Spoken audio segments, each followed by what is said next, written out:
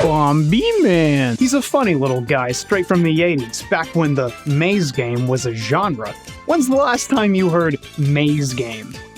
I didn't even know that was a genre. Bomberman was simple. Stage over stage, he'd navigate a maze of blocks, drop bombs, avoid ensuing explosions. Pretty, like you can understand why he might do that, right? And that was Bomberman identity.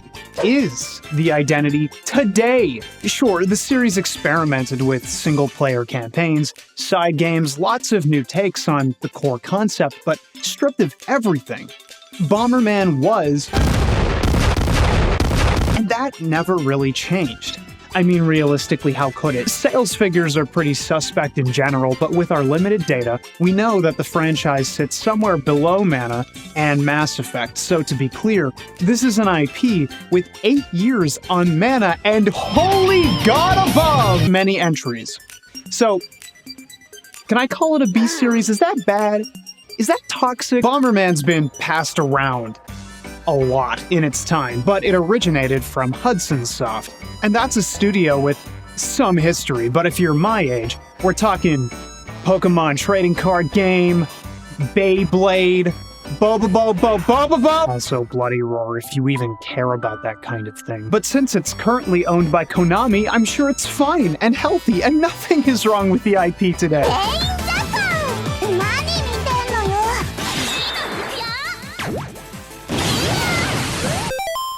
So Bomberman's fun. One of my gaming fascinations is looking at how series that were once 2D got adapted to 3D. It's simple, it's been done, but people usually ignore Bomberman because, and stop me if you've heard this one before, Sonic may have had a rough transition to 3D. But genuinely, think about it for a minute. How would Bomberman go 3D?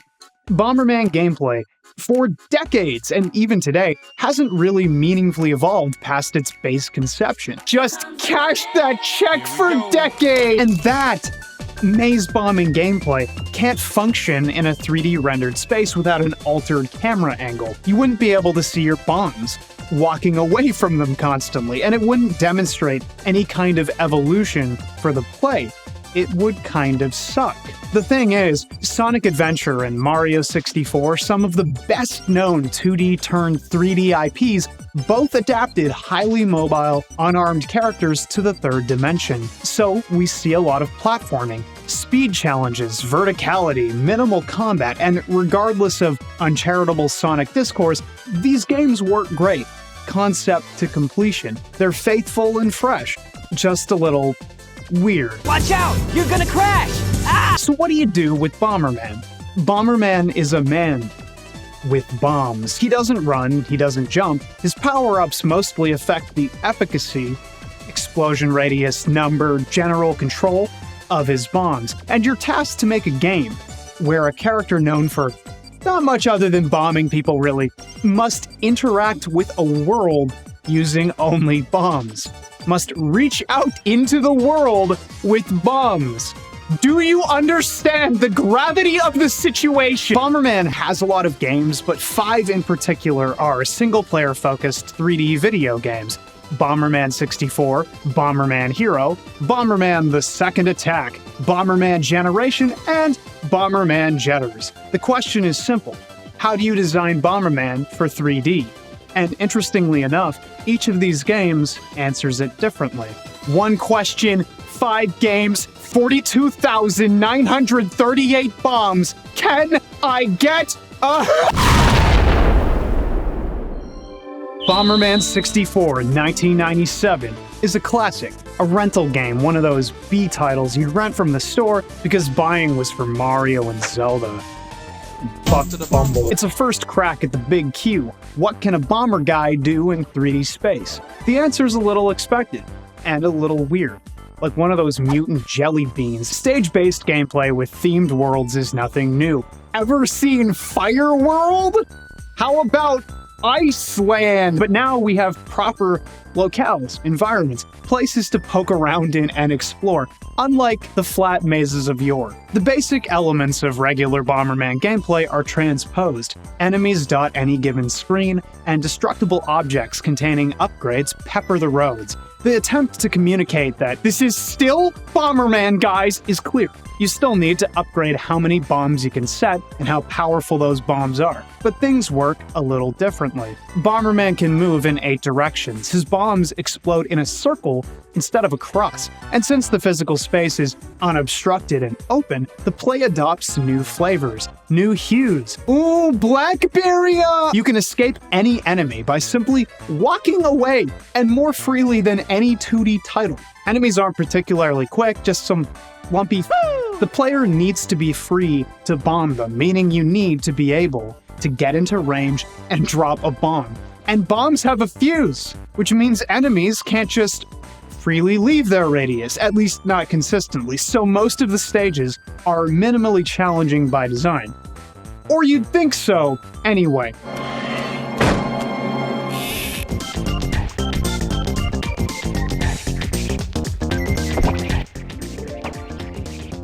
Bomberman 64's secret sauce is actually a staple of Bomberman play. No health bar. If you take a hit, if a dude taps your weenus, you die. If you step into your own bomb radius, if even the edge of a pixel grazes your stupid ball feeties, you die. Bomberman 64 is a hardcore action-adventure characterized by the incredible number of stage hazards, hits, and incidental deaths caused by getting caught in one's own bombs. Enemies are not the problem. Your means of dealing with enemies are the problem. Stage hazards are not unfair. The single-touch nature of death means you have to play closer to perfect than not in a game made for children. Nintendo does the most insane things I've ever seen. No wonder this shit wasn't popular with white people. But this is Bomberman 3D. You're not limited to scampering around and setting bombs. You can send them sailing with a kick, or you can pick them up and chuck them. Now, if you hit an enemy with a thrown bomb, it'll skip off their head, potentially helping them survive the ensuing blast, but you can also power up a bomb beforehand, mostly to interact with stage elements instead of enemies. Why didn't the bridge explode? It's wood. This is so unrealistic. Bomberman is cringe. And that's the real thing. Blowing dudes up may be Bomberman, but in a 3D world without perfect directional control and timed hitboxes, combat sucks. So, of course, we've got to strike out into the world. The play is designed more around traversal than combat. You need a bridge to fall down, bomb it. You need to align some stairs, bomb it. You need to do anything from switch tripping to floor plate elevating. Bombs are the only solution. Of course they are. He wasn't given anything else to do. Look at Smash. Sakurai didn't even try. He took one look and said, "F that." People will call dudes like Isaac Clarke and Marcus Phoenix, quote, fridges, but this guy can't even roll. He can't even roll, what the fuck? And that ends up coloring the experience. It's fine, it's fun, but it's limited. Much more like tending a cropped little sandbox than feeling immersed in a 3D environment. It does other things too. There's a pile of boss enemies that mostly boil down to chucking big bombs in succession, and there's special gold cards you can find hidden away in levels to unlock a secret zone. But this isn't a game review. We're talking design. And Bomberman 64 leapt over almost every other game with one simple trick. Bomber guys hate this one simple trick. You're never tutorialized about it. The manual doesn't mention it. You can get to the end of the game without it. You can roll credits on Bomberman 64 without a whole mechanic. I want you to think about that. Physics are hard. Interaction with stage elements is hard. Mario 64 is a technical wonder that few games manage to top, especially from the era, so it's not a surprise when B-grade 3D titles can't match the swag. But let me tell you a little bit about bomb jumping real quick. If you happen to pick up the remote bomb upgrade hidden somewhere in any given level, you're able to place bombs without them exploding. Meaning if you were to accidentally step off a ledge onto a bomb, you'd skip off the bomb. And if you collected enough upgrades to place multiple bombs, suddenly you can skip a whole lot in succession. For example, I've thrown and kicked a line of bombs leading behind this stone wall onto the staircase here. With bomb jumping, I can go where I'm not intended to, or at least not immediately able to go. And they just built that in. Bomberman 64 is a little weird. You don't keep all upgrades stage over stage, meaning you have to acquire the remote bomb upgrade by knowing where it's hidden in every level. You need to blow up enough objects to be able to place enough bombs to do weird bomb jump sequences like the one pictured here. And you need to survive long enough in a one-hit game to actually do any of the weird stuff. But once you learn the tricks, you can poke around in so many places, and they're all intentional. That's how you collect the gold cards. That's how you visit the final secret world, creating these insane bomb jump solutions in lieu of traditional platforming, because that's not what Bomberman is. And this never comes back in the same way. Bomb jumping at all is limited to a couple entries. Bomberman 64's devs created a whole extra layer of puzzle play on top of the pre-existing adventure experience. That's insane! You're really made to play around with these systems if you ever want to see the final zone, and spoilers, it's not some earth-shattering bonus. The reward is being able to master a game, a new method of play, and apply it level over level in places you've seen one side of already. So to be clear, this game is bonkers and I love it. Now what happens when you throw out every assumption about Bomberman gameplay? The second 3D Bomberman title was 1998's Bomberman Hero, also developed by Hudson Soft, which acts as a spin-off in every sense. Take a look at this gameplay. Yeah, that's right, you can move in any direction. You can run and jump. You don't generally set bombs, you mostly throw, and they explode on impact immediately. Like, you can set them, but the gameplay doesn't call for it often. Bomberman Hero is cool. It's an incredible example of a quick turnaround dev cycle that led to a fun, frantic, entirely fresh style of play for the series. There is no game in the lineage as action-oriented, as quick and immediate as Bomberman Hero. It's also a total non-attempt to utilize Bomberman's unique characteristics in a 3D space outside of the crappy projectiles. Let's break it down. Off the hop, you're taught what to do. Throw bombs at anything in your way, and failing that, set bombs on some objects to interact with the environment. Everything else is running and jumping, at least through most of the levels. One of the only Bomberman jumps in the whole franchise. You're either side-scrolling or running straight ahead. The devs made sure to vary levels for quick-bite action. You could sink a couple hours, advance through a world or two, and call it a day. Unlike most of the other games highlighted in this video, there's an immediacy to Bomberman Hero that lends the experience unique value. Most of the others are meandering, let you simmer in the stage a bit. Here, it's a little more, oh, mamma mia! Help me, I'm gonna die! You get it. Sometimes, Bomberman transforms into a submarine or a plane, or just sprouts propeller blades, and honestly, I dig these a lot. The regular play is pretty limited, and I think the devs knew that, so switching things up and basically changing genre on the fly to something like knockoff Star Fox can be fun in short bites. The propeller one is particularly cool for making the player actually act like a Bomberman would, you know, bombing things. I just think it's kind of funny for a guy, allegedly a bomber guy, to almost never drop the bomb. The sad part about Hero is that it boils down to, yeah, hey, I don't know what to do. Did you try throwing bombs? Oh, no, I totally didn't think of that. It's called Bomberman. It's not really trying to get the player into the world, just leading them along through a series of attractions. An amusement park. My issue is that Bomberman, as a character, is barely present here. This is 3D Bomberman, but it's hardly an exploration of the Bomberman concept for 3D space. You may throw bombs, and even set them on occasion, but you could swap out the character model with a metal slug guy, carrying a short-range bazooka, and it'd be as faithful to Bomberman as the functional play implies. There's a certain thoughtfulness, passivity, strategy to Bomberman gameplay that isn't present here. You can blast through most of the levels, only kind of engaging. And again, there's some value in that. In another era where the series managed to secure Nintendo-esque budgets, we might have seen a glorious, fully 3D Bomberman world on the GameCube a la Mario Sunshine, replete with platforming, Z-targeting for on-the-fly bomb tossing, and more. This is the closest version of that ever developed. 98. Kinda depressing. Speaking of the strategic nature of Bomberman, bosses are a weird thing to have, right? Like, that's a bit of a weird thing to have, at least for the previous game. Bomberman isn't really designed to handle action combat in that title.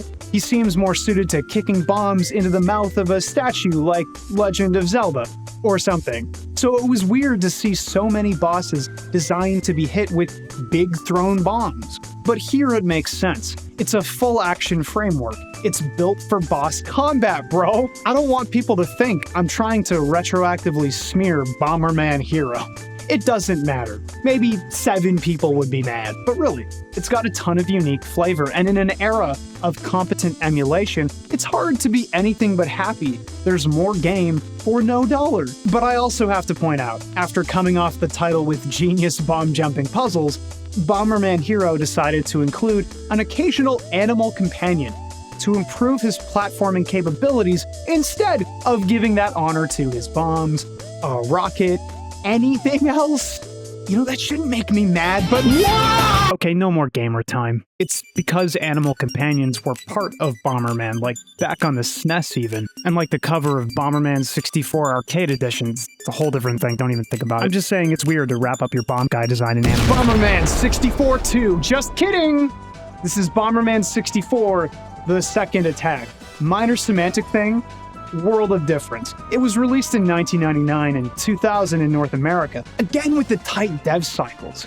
You can see why none of these games really get the chance to shine compared to their better-remembered contemporaries. Budget and deadline allotments really vastly alter the scope of what a game can ever be. But the second attack is well-liked for a reason, and disliked for others. It's a complicated game. Here, look. They made 2D Bomberman, except it's 3D now.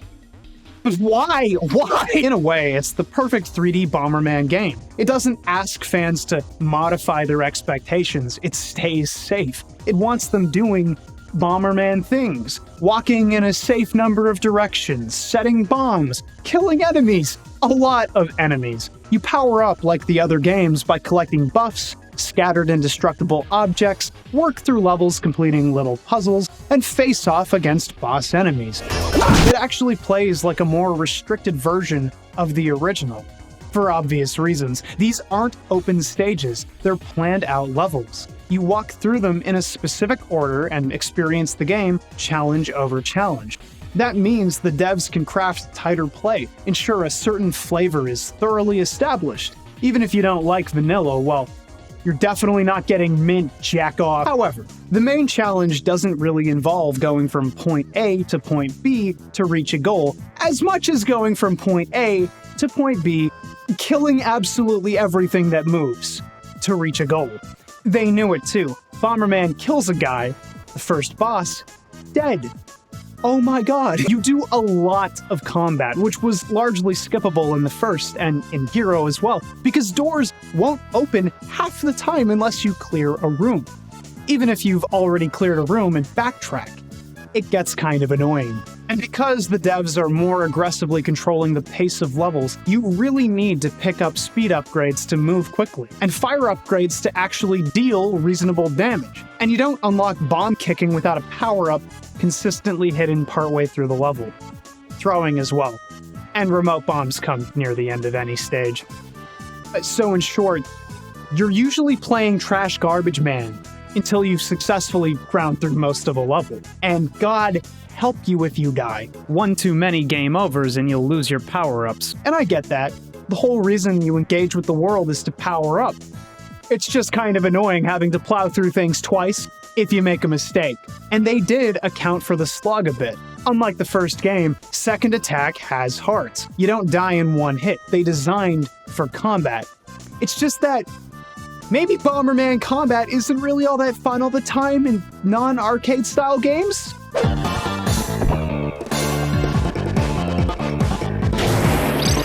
Oh my god! You'll notice the explosions are crosses again, because the play's been taken back to its functional roots. It's the better call for, at least, making it harder to singe your ass accidentally. Not that that stopped me, but, and regardless of my whining, they tried to spice up combat in a few ways. You unlock different bombs world over world, things that fundamentally alter your abilities. And by that I mean ice bombs basically trash everything, but you can get gravity bombs that insta-kill anything in the room, including you, or bombs with bigger radii. Is that the word? Radii? Shock effect bombs, etc. And these elemental bombs also change the effect of big bombs, meaning you're given a lot more options for combat than you'd expect for Bomberman. Pair them up with throwing and kicking options, and it's some of the best single-player combat in the series. Kind of unfortunate to say. Takes a little while to get rolling, though. That said, I'm not super concerned or impressed by combat in Bomberman. I think it's one of the weaker ways to design for this character. Sonic, Mario, Banjo, etc. None of these made combat very important because the characters weren't really designed for that in the first place. And combat, at least in the N64 era, isn't really impressive mechanically speaking. Back then, being able to interact with a 3D world was the real draw. But the second attack does make strides in designing for world interaction. Unfortunately, it doesn't continue the bomb jump puzzle madness of Bomberman 64, but that's fine. That game exists on its own. You can go play it. Awesome. Instead, the second attack uses these elemental bombs as traversal tools. Your ice bombs are occasionally used to make platforms on water. That's cool. Get it? And more importantly, wind bombs send Bomberman flying across the screen, which can be used both for quick stage traversal for a confident player, or a general puzzle-solving element that's required to cross a few pits. And I love that. They knew they had to do something, put a little stank on the play beyond, more efficient enemy killing. It's just that all of these things are cast in a pseudo 3D framework, not really breaking new ground as much as looking pretty. So, I mean, what's a guy gotta do to get some Bomberman-ass Bomberman world design in 3D? Is that so much to ask? Bomberman Generation! This game is ass. I love this game. 2002, Nintendo GameCube, Bomberman breaks all expectations with a game fit to rival Super Mario Sunshine, a fully 3D adventure to make Billy Hatcher and the Giant Egg look like Billy Hatcher and the Garbo. It was the game to finally answer the age-old question. How wide do I need to open my mouth to get some decent 3D Bomberman design around here, huh? No, really, people commonly said that. Source? I made it the look at this. I want you to look at this. Perfect. Hear those sounds? See that animation? Perfect! Bomberman Generation does everything it can to make traversing a 3D world using only bombs both fun and inviting. How bizarre! It's not that Generation is strictly better or more interesting than the previous games, it's just that it's more convincingly 3D, a modern-era take on the Bomberman concept. You casually walk through any given stage, powering up by blowing up barrels for upgrades like any of the other games. You can kick bombs always, and throw bombs too. Combat plays a pretty big role, and for a good reason. Perfect directional control, wide open spaces, and Bomberman's relative speed, when powered up, means the guy needs actual threats in the field. Enemies are pretty weak regardless, but many are quick enough to get out of explosion range on their own. You're expected to throw, or more typically kick, a bomb into a potential enemy, usually twice because it'll stun them the perfect amount of time, which flavors the combat as more aggressive than the other games. most Bomberman titles in general. It's a whole new world out there. Now, you don't have to kill every enemy, but they do drop hearts and things, and it's pretty easy to catch stray fire when you're busy dropping bombs and an enemy sets them off with a projectile or something. It's an easy game, but it'll kick your ass if you're not paying attention. Bosses are thrown into the mix as well, but I don't have a lot to say about them. They mostly boil down to charging big bombs and letting fly. Oh, look, that's what I've been saying! It's not really your character's moveset or the combat that's impressive, but rather the scope of interaction. Crossing rivers by making bridges out of exploded tree trunks, flipping platforms over with the force of your bomb blasts, kicking bombs in holes to remove obstacles, setting bombs to push stage elements so you can slip by, cracking ice to make platforms, and yes, making platforms with placed bombs a la 64 and its occasional bomb jumping is here as well. Bomb jumping sadly does not return. The remote bomb power-up isn't present, but regardless, it's all bombs. Everything is bombs. Mission accomplished! Now, despite every success, Bomberman Generation does one thing that is extremely but also extremely funny, right? What if Bomberman struck out into the world, and the way he does that is encountering the indigenous population and murdering them ruthlessly, literally committing genocide while exploding their homes and uprooting their entire civilization. What if, right?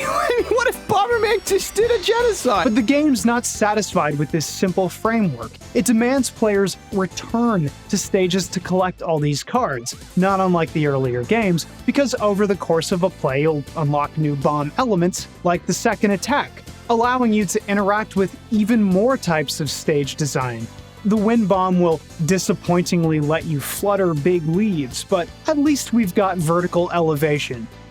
Not bad. Ice bombs let you freeze fountains, which generally results in new platforms. Water bombs don't do much other than put out fires, but they can work while submerged, so they're still useful. Also, light bombs solidify translucent objects. So the game is fun, and bombs are fun, mostly. And still, they managed to cram bad Pokemon and minigames into this Why? Huh? What? The Pokemon elements are, Carabombs. Fucking bombs. Are collected over the course of a playthrough, but they don't actually appear in the game world, instead providing passive effects. Longer throw range, maximum firepower, armor. They make the game easier. If you die, you can offset some of the pain by retaining at least some of your power depending on your equipped Carabomb. If you suck at combat, you can cut down enemy damage. If you just want better bomb control, I know just the guy.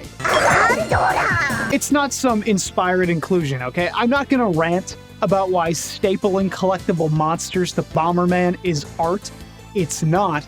Holy God, it's not. But it smooths out the play, and that's respectable. Add to this a pile of weird minigames that mostly exist to help unlock elemental bombs, and a final level that puts everything you've done to the test, and Bomberman Generation is basically peak 3D Bomberman play outside of 64. It really is difficult to top that bomb-jumping puzzle concept, but while it was innovative, it was low scope. Generation is very wide. It accounts for a lot of players in a lot of ways and feels like a better rounded experience. Just imagine what a Bomberman Generation 2 could do. Bomberman Jetters is a little weird. On one hand, it's just about the same as Generation, physically anyway, you know, lanky pro tag, like they stretched him on the rack. Bit of a combat focus this time, and big colorful worlds to explore, stage over stage. It's fun, it's fast, it's thoroughly modern. But as I played it, I realized something was off. Everything is off! It's the same basic structure as Generation, almost to a T, only they've stripped away so many assets, so many stage elements that you're basically left to bomb the occasional thing, kick or throw sometimes, and everything else has been replaced with 3 colored switches, which need to be interacted with in different ways to open paths. one needs to be stepped on, one needs to be bombed, etc. Guys, I know a budget probably wasn't justified. These games never sold very well overall. But stripping over half of the design elements that made up Generation and replacing them with floor switches is the saddest thing I've ever seen. Let's get sadder. Let's get... Look at this rock. If you bomb it, it rolls. It rolls over. Ooh, two-directional rolling, bro! Okay, I legitimately don't know why this bothers me so much. It's just cringe. Oh, dude, floor screws that ascend when I get on them and don't interact otherwise, especially not with a bomb, for example. Bro, they didn't even need these. You forget about stairs? Why are they here? To waste time? You forgot the bombs, bro. They waste time naturally and pad out the experience, but you forgot to contextualize the padding. And now it's just padding. Who cares about interacting with Bomberman World with bombs when we've established something better? Bombs, a number of which are now required for stage traversal. Wow, check it out. Instead of engaging with a fun little bomb contraption to make a path, I now must equip the appropriate bomb so I can automatically ride over the hazard. Thank God I can ride on a little shark dude instead of making ice paths like the last game. Isn't that awesome? Why wouldn't Bomberman be Animal Handler Man? Sometimes you have to switch to max to charge a maximum strength bomb to blow up a wall.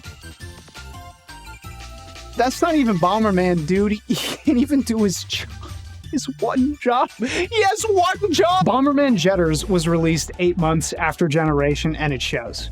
It's based on the Bomberman Jetters anime, so the gameplay focus shifts to match those priorities. I really cannot express how critical of an error it is to match a game's design sensibilities to the cartoon it's currently based on, rather than paying mind specifically to the design lineage that informs the IP in some, turning a Bomberman game into a crappy license title. Bomberman Jetters is fine and fun and playable. It does less work to meaningfully design Bomberman for 3D than any other title, minus Bomberman Hero. Because even if it's built towards 3D world design, it's just aping things from Generation and tossing out a wealth of assets. Like with all video games, and especially ones with a limited scope and vision, none of this really matters. The world will not be a better or worse place with or without better Bomberman games, really. Though I do think it kind of sucks that Hudson Soft trotted out a number of low-budget titles to die, instead of giving the games the budgets necessary to make something more expensive, then threw in the towel when nothing really worked, and went back to basics. Bomberman Ultra, Bomberman Land, Super Bomberman R, these newer titles are fine. Traditional Bomberman was always good, and maybe the concept is better left to multiplayer ventures. But I think things could have panned out better. It's not even that Bomberman had a rough transition to 3D. Konami did. Regardless of how beloved Bloody Roar was, it wasn't winning Game of the Year. Konami was publishing games like Yu-Gi-Oh! The Falsebound Kingdom, Frogger's Adventures, Disney's sports games, the licensed game King Arthur, and Momotaro Densetsu 11, around the same time as Generation and Jetters. It really seems like, if it wasn't Metal Gear or Silent Hill, the game just wasn't getting fully kitted out. And that's just business. I don't want to write design fanfiction because, you know what, I'm not a dev. But after watching 3D Bomberman design fall off, I think I can ramble about how cool it would have been if something else happened instead. Bomberman design could go a lot of ways, and we see it in the differences between these 5 games. But the core problem is the character. Bomberman himself is only equipped with bombs, and only really uses those bombs as bombs. Now these are video games, and he's practically a cartoon character. He could do anything, but he doesn't. We see him break objects, push things around, activate switches and things, but generally only with bombs, or by standing on something. That's it. In another version of history, we get a more platforming-heavy 3D Bomberman game to take advantage of 3D space, market interests, and recontextualize Bomberman design to suit the era, where he can run and jump and double jump or triple jump by holding a bomb under his feet. It makes sense he'd have built-in protection for his own weapon. He is a Bomberman, right? This is a sci-fi cartoon concept. And you could preemptively charge a bomb for this very same jump action to do a super jump of some kind, retaining the strategic, patient play baked into Bomberman gameplay. Timed platforming. It might get a bit fiddly with controls, especially aimed at a younger demographic, but using one trigger to pull out a bomb and another button to hold it under you might have made things smoother. Maybe he could hover horizontally with his little propeller. Maybe the charged bombs could only let him go straight up, a la the Rocket, Flood, and Sunshine. These options alone would account for the things Mario Sunshine was doing, the hover, rocket, and turbo versions of Flood, and would open up 3D exploration massively. Now, this framework would be suboptimal for bomb jumping, but that's fine.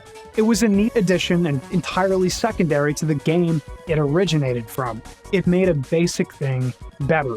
Combat is still central to Bomberman, though. If you sell a character with a sword, it'd be pretty f***ed up if they never swung it, yeah? I'm imagining similar combat, but recontextualized for 3D space. Like maybe having a dedicated lock-on button, Z-targeting, or something similar to reliably hit things, which begs questions of how enemies are designed at all. I'd argue Generations had the best combat overall, if only because enemies were mobile and the player had options. You could guard in that game by holding a bomb up. You weren't punished for getting hit outside of losing some HP, so combat wasn't a downward spiral where you lost all your upgrades like in Jetters. So what if that were translated to our big mega-budget 3D Bomberman title? What if he could place bombs and enemies still chased after him, but some needed to be stopped cold by guarding and bopping them in the face because they were just too fast? Pow! Sending them flying back, only for the player to roll the bomb like a bowling ball and knock him out. So you maintain the baseline experience, but add a little kick for more mechanically minded players. Combat needs a purpose other than simply refilling lost health, however. Otherwise, you end up like Metroid Prime, a game where the rewards for bothering with combat and not simply leaving any given battle are mild ammo refills and, generally speaking, less health returned than what was lost in the fight in the first place. It could be anything from some kind of coin that counted up to an extra life like Mario. Regional elements, like if you were in Ice Place, you get ice pieces that could be combined to create the region's bomb element and continue with that tradition, or contribute to unlocking it, making combat necessary to advance. You could earn scrap if the enemies were mostly robotic, to maybe recycle into bombs if you were to impose an ammo count of some kind, though I think that'd be counterintuitive. If you're designing for Bomberman, you kind of want people using bombs. Say you wanted Carabombs back. Maybe they need to be baited with food, and you sometimes get food from enemies. Anything works, as long as combat is incentivized and not merely an optional include. World design in this vision of Bomberman would naturally involve platforming, and some folks might raise an eyebrow. Bomberman was never about platforming, which is true. But the 3D games dabbled in it, and platforming is one of the ways to kinetically connect with a video game environment. Spaciousness, verticality, I think it'd sell people on a Bomberman world better. Naturally, you'd be blowing up entrances to caves and ruins, but why not put pockets throughout the world to open, enter, battle through like Mega Man Legends, and eventually excavate for shiny shit you could turn in for upgrades like more bombs, more firepower, greater speed, the things you had to break barrels for previously. I just think it'd be weird having a world full of power-ups in the field if the world were removed from that arcadey context and to be taken even one iota seriously. Let Bomberman go back to his bunker or to a tune-up shop, you know? Bomber people are present in the Bomberman universe. It's not just the one guy, right? Contextualize that. I understand that introducing an economy might be extra fluff tacked onto a simple game and generally unnecessary, but anything is better than trying to make Buddy part of a world than having him do genocide. What the fuck were they thinking? Generation had the right idea with stage elements. You should knock down trees with bomb blasts to make bridges. You should kick bombs under things like a boss enemy shield with a chip in the bottom or a snake hole or something. You should push passages to sneak by and make use of elemental bombs to interact with the world in new ways. Add to this a ton of little novelties to make Bomberman and his unique abilities useful, and you could finally have a fleshed out world, a small train. You'd have to feed fire via bombs to keep moving along a track while enemies harass you occasionally. Roller coasters or minecarts with switches that must be hit to advance correctly. Taking advantage of modern tech, Bomberman could destroy structures like Red Faction Gorilla. But that's a bit out of scope. The limitation with designing always comes down to money and time, and project interest as well. I think Bomberman's missed the boat. It's unlikely any publisher would care enough to try tapping into the old 3D platformer market again, much less with Bomberman. But so much could be done that never will. And so, this quirky little scrimblow, this precious boy, is stuck perpetually in the past, never having been a real competitor with his contemporaries, and Kirby jacking his swag. How wide's a guy gotta open his mouth to get some good 3D Bomberman design around here, huh?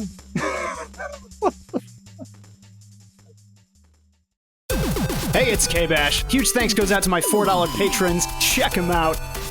Beautiful. And double special thanks goes to my extra generous patrons who are Adam Welch, Alpha 42, All Snaps, Andrew, Redacted, Arshwasser, Azura, Axinade, Audra, Bear Skeleton, Basement Dweller, Bosch 7, Bearkeeper, BZ Soul, Ben M, Beguile, Big Papa Sprung, Bing Bing Doodoo Oingo Boingo Time, Blake Against the Machine, Wargle Hargle, Bohop, Boom Dead, BH Operator, Born in Shadow, Brandon S, Brandon Hesse, Brios, British Gooch, Cal, Cakesar, Can I Cuss on Captain Here? Blasted, Captain Wade, C-Dub, Caesar T, Chiefy Boy, Hero, Cordit, Chris Bromo, CLB 5000, Cody Golden, Comfy Moogle, Couch Moba, Crashgers, Crater, Chrono 19D, CW Glassworks, Cynical, Daddy Dago, Dondio, Denny Pango, Dakota Storm Jones, Stag Swag, David Castillo, Dara, Decode, Deadward, Dead, Dennis Amaya, Destrega, Diablo, Dingus Bat, Doug Prince, DJ, Professor K, Dr. Cullen PhD, The Protagonist, Dylan Coffee, 8-Bit Elias, Elpio, Elsa, Emperor Pickle, Empty Tenshi, Eric Monticello, Aesthetico, Everstone Isle, Gnar, Fail Knight, Forte Noir, Fupa Saiyan, Frankenstitch, Frisky Nippler, Frog Vorbis, Gato Nero, Gigglebite, Glyph Seeker, Nine Cat, Gobo Bobo, Goose 6112, Gray, the